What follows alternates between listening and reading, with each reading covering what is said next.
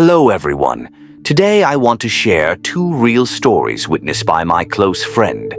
These are not told stories, but actual experiences they went through. The first story took place in a remote village, while the second happened in an old hospital. Although they may sound unbelievable, if you've ever experienced something strange, you'll understand that the world often holds more than meets the eye. Years ago, in a remote countryside village, people lived a simple life with only oil lamps for light, and going to the hospital was a luxury. One fateful night haunted my friend for the rest of their life.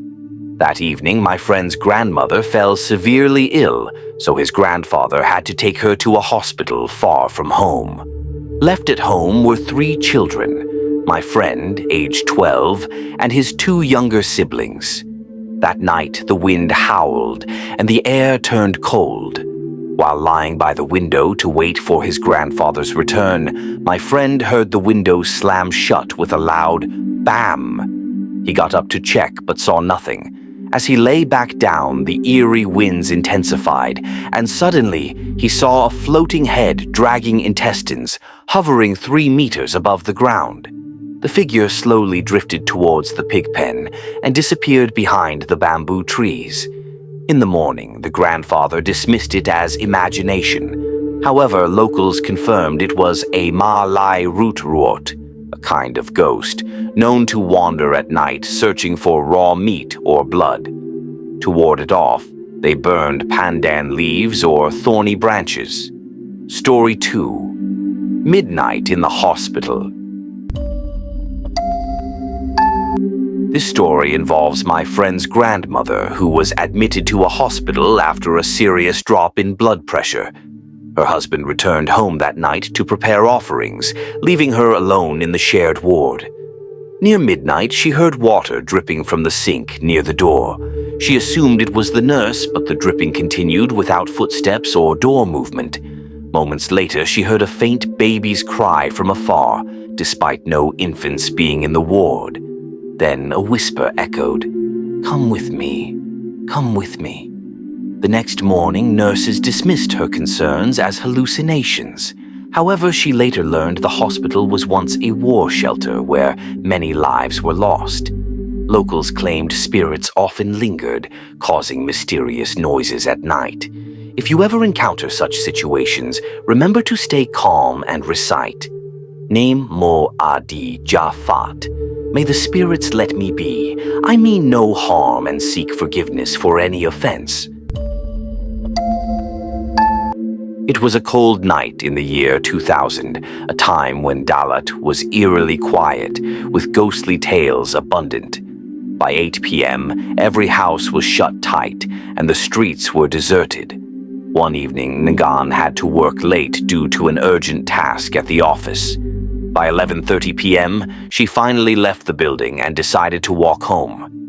Her house was not far from Xuan Huang Lake, so she thought a walk would calm her mind after a long day.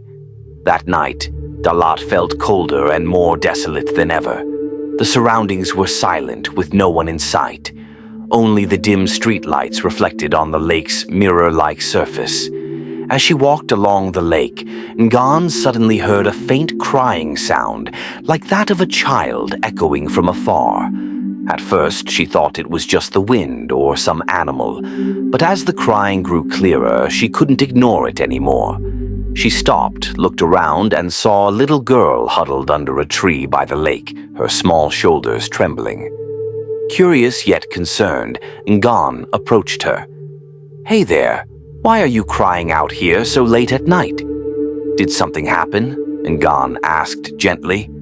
"Hey there, why are you crying out here so late at night?"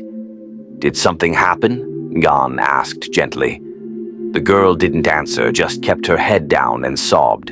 Her oversized clothes covered her small frame, and her long hair hid her face. Ngan tried again, this time with more urgency. "Are you hurt? Tell me. Maybe I can help." Finally, the girl replied, her voice soft yet chilling.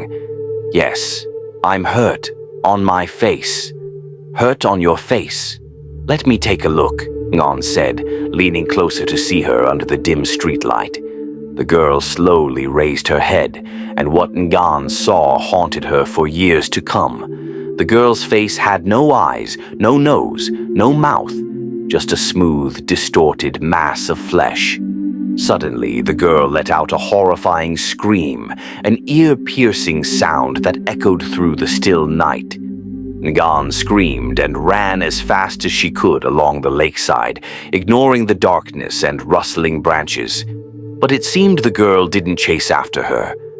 After running halfway around the lake, she stopped to catch her breath, her heart still pounding in fear. She noticed a small food stall with a faint light. Ngan rushed into the stall, where an old man sat behind the counter. She panted and tried to explain what she had just experienced. "Sir, I just saw a girl. Her face had no eyes, no nose, no mouth. It scared me so much."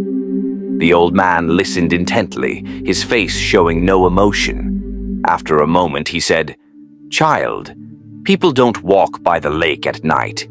They say many have drowned here. Perhaps you encountered one of them?" Ngan nodded shakily, but just as she was about to thank him, the old man looked up. His face was identical to the girl's, smooth without eyes, nose, or mouth. Ngan screamed and fainted on the spot. The next morning, Ngan woke up in the hospital. A doctor told her she had been found unconscious on the road near the food stall.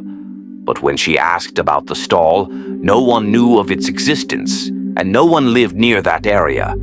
Since that night, Ngan never dared to walk by Xuanhuang Lake at night again. Her story remains a mystery, and I wonder, were the girl and the old man from another world? Thank you for taking the time to listen to tonight's story. Don't forget to subscribe to the channel so you don't miss out on other thrilling ghost stories. Have a good night.